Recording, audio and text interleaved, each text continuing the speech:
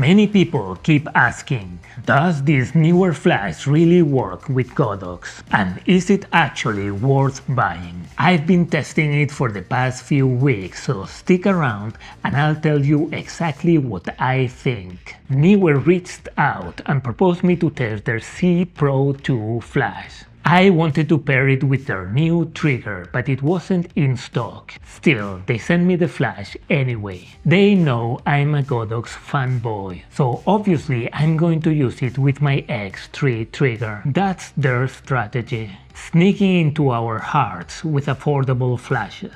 And I guess it's working. We don't always have the budget to splurge in a new toy. After a quick firmware update and a simple setting change, the Z2Pro 2 started working with my Godox trigger. I received it the night before flying to Kenya, and it only took me a few minutes to set up. But there are two things you need to watch out for, and I will cover them in a minute. This flash is great for events, and no, I'm not firing it straight at people's faces. I'm trying to take photos, not blind anyone. On-camera flash looks flat unless you bounce it off the ceiling. So that's exactly what I did when I visited the school my father-in-law founded. It did not disappoint, it's powerful enough to lit big rooms, and the refresh rate is solid. I didn't miss a single shot. It needs about 1.5 seconds recycling time at full power, and it's faster at lower outputs. It looks a bit big on my compact Sony a7C II, but that's to be expected. A flash like this, it's always going to have some bulk, and at 580 grams the weight feels manageable. The flash has everything you would expect. High-speed sync, which lets you go over your camera's sync limit. On my Sony a7C II, that's just 1/160th of a second. And TTL, the auto flash mode that is useful for events. And I confirm that both features work perfectly with Godox triggers. I love the screen design, and using the wheel to change power is a joy. I'm not as familiar with the menus though, so I did have to spend a moment figuring out what I had changed to get the flash working again. Hard to tell if that's on me or if the interface is just not very intuitive.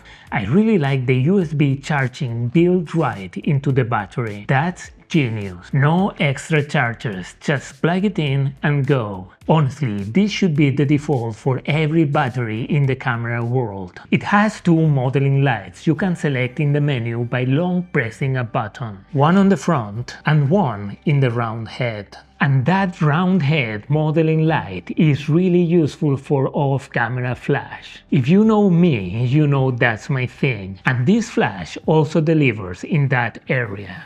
This is where the Godox X3 trigger came in handy, and I have to say I haven't had any compatibility issues. So in that sense, this newer flash can work perfectly fine inside a Godox setup. But here is what you need to know. The Z2Pro cannot be used as a master to control Godox flashes, so if you need that feature, it's simply not an option. Also, keep in mind that not every newer flash is compatible. Only some of the recent models gained compatibility through a firmware update, and the Z2Pro has to be set to work with newer triggers or Godox triggers, but not both at the same time. That out of the way, I have to say I enjoy using this flash. I was traveling with a small 25-inch softbox or 65 cm, and even with that size limitation, I still managed to get some solid portraits of my girlfriend and her family. Flash photography is my thing, but sometimes I forget there's an entire side of photography that does not need flash. This holiday brought me back to that, and I ended up getting some really nice shots at sunset as well. So, as a Godox user, would I recommend getting this flash? Yes, it's a solid piece of gear.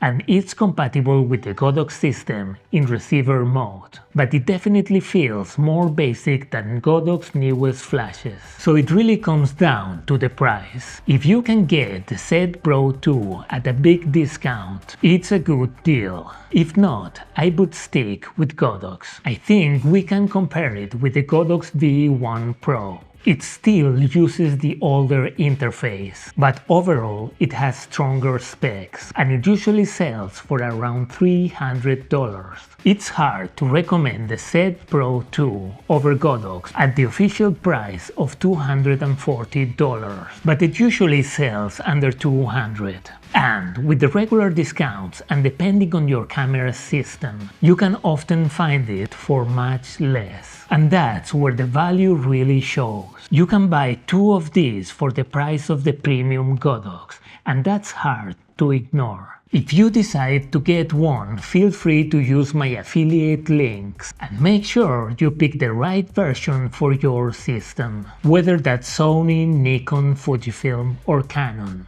So, like I said before, not all newer flashes are compatible with Godox. The Q200 outdoor flash is one of those cases. Check out this video where I put it head to head with my favorite Godox flash.